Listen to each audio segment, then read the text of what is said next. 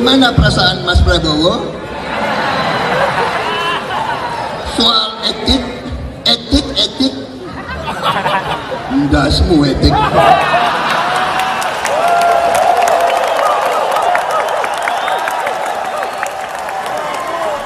Dari jejak-jejak kontribusi Gus Dur tersebut, kita melihat benang merah akhlak di dalam demokrasi. Dan itulah budaya etika yang coba dibangun oleh Gus Dur. Mengabaikan etika berarti mengabaikan kemanusiaan. Manusia memiliki harkat dan martabat karena kesadaran etisnya. Dan Sang Kholik telah mengamanahkan akhlak kepada kita manusia sebagai makhluk paripurnanya. Kita disebut dengan al-kholqu karena kita dibebani oleh akhlak. Dan itulah etika. Jadi kalau hari ini ada calon penguasa, calon pemimpin yang kemudian ditanyain soal etik, lalu terus kemudian dia kesal, terus dia menjawab dengan endasmu etik.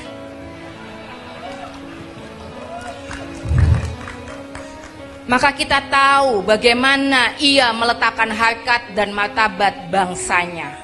Karena etika adalah soal menjaga harkat dan martabat bangsa ini.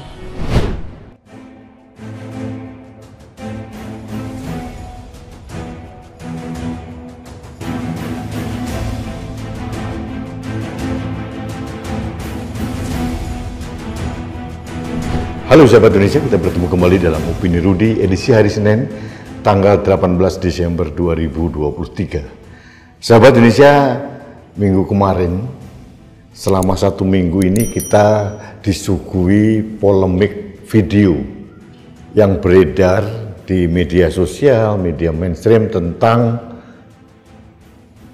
kata-kata Pak Prabowo yang sangat kasar. Kalimatnya endasmu etik. Itu disampaikan oleh Pak Prabowo kelihatannya dalam acara internal Partai Gerindra. Teman-teman dari Gerindra sudah mengatakan itu hal yang bercanda, bukan hal yang serius. Tapi mari kita kupas secara lebih mendalam ya. Kebetulan saya orang Jawa. Kalau kita lihat narasi dan intonasi yang disampaikan oleh Pak Prabowo, ini seolah-olah Pak Prabowo sedang menumpahkan kekesalannya. Saya tidak tahu siapa yang disindir oleh Pak Prabowo dalam kaitan itu ya. Tapi kebetulan saya orang Jawa, saya mengerti kata-kata atau umpatan makian ndasmu. Ndasmu itu artinya kepala, tapi kalau diletakkan pada umpatan ndasmu itu berarti sangat kasar sekali. Jadi bahkan saya pun jarang menggunakan hal itu karena itu diksi yang sangat kasar untuk di kosakata bahasa Jawa. Saya tidak tahu mengapa Pak Prabowo menggunakan hal itu, tapi bagi saya apapun alasannya, itu bercanda atau tidak, atau Pak Prabowo sedang curhat, menumpahkan kekesalannya pasca debat kemarin, ditanya Pak Anies, ditanya Pak Ganjar, intinya ini merupakan cara semesta, cara alam membuka topeng dari Pak Prabowo. Karena apa? Selama ini, beberapa bulan terakhir ini, tim sesnya Pak Prabowo kan membranding Pak Prabowo itu sosok yang lucu, gemoy. Dan ini dilakukan berkali-kali, bukan hanya dalam penampilan Pak Prabowo, tapi juga di baliho-baliho Pak Prabowo gemoy. Gemoy itu semacam menggemaskan, lucu dan menggemaskan gitu. Mungkin maksudnya seperti itu. Pak Prabowo seolah-olah sedang berubah, bermetamorfosis dari orang yang keras menjadi orang yang sangat lucu dan humanis. Itu yang dicitrakan. Tapi ini kan pencitraan. Pak Prabowo nari-nari gaya-gaya alay begitu, tetap saja pada saatnya citra aslinya akan kelihatan. Karena sudah menjadi pengetahuan publik bahwa citra asli atau karakter asli Pak Prabowo itu orangnya sangat temperamental, emosional, mudah marah dan keras, bahkan kasar. Beberapa kali dulu pernah dinarasikan Pak Prabowo melempar HP, melempar asbak, melempar apapun lah, memaki-maki anak buahnya ataupun siapapun itu pernah disampaikan oleh beberapa orang. Dan ini kan sedang dicoba oleh Pak Prabowo dan timnya, dirubah, di-resetting, di-branding Pak Prabowo menjadi yang tokoh yang lucu. Tapi ini kan pencitraan. Pencitraan untuk kepentingan elektoral atau pilpres. Dan pada titik tertentu orang itu pasti tidak tahan. Dan semesta dengan cara apapun akhirnya membuka topeng atau kedok Pak Prabowo yang dari pencitraan diri bukan menjadi dirinya dan menampilkan Pak Prabowo apa adanya. Ini yang terjadi sekarang.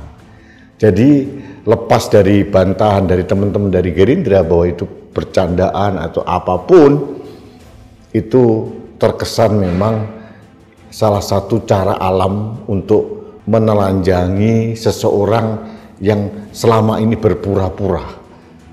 Rakyat tidak bisa dibodohi. Rakyat tidak bisa dikelabui.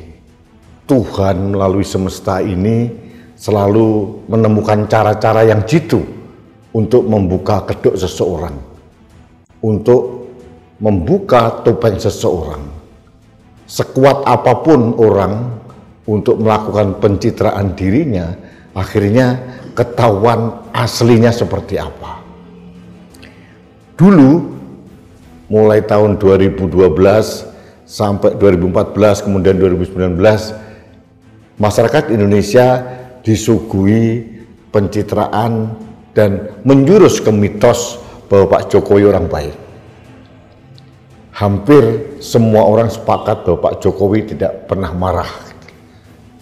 Tapi akhirnya bentuk aslinya sosok seorang Jokowi akan terlihat dengan sendirinya. Terbukti beliau memaksakan anak sulungnya menjadi calon wakil presiden dengan cara apapun, merusak demokrasi, merusak tatanan hukum, dan seolah-olah sedang membangun dinasti politik. Apalagi anak bungsunya di PSI diletakkan di sana. Kemudian dikupas lagi pelan-pelan oleh Pak Agus Raharjo. Dan kemarin saya melihat di perbincangan bocor alus dari Tempo.co, Pak Jokowi sudah berkali-kali melakukan intervensi kepada KPK. Bukan hanya masalah kasus Setia Novanto saja, ini terkait kasus EKTP.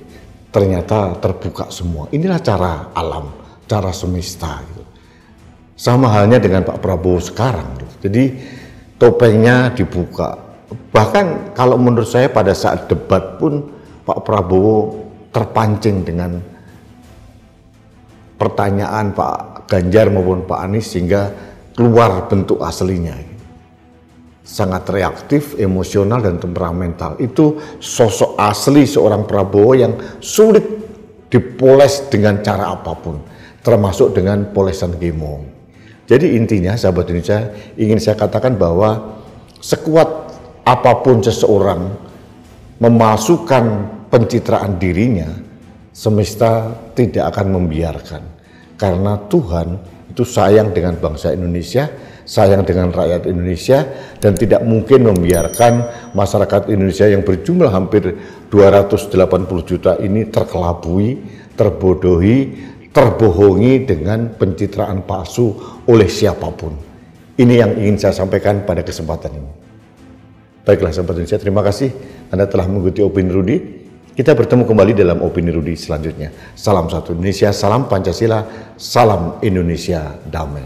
Saya Rudi S. Kamri.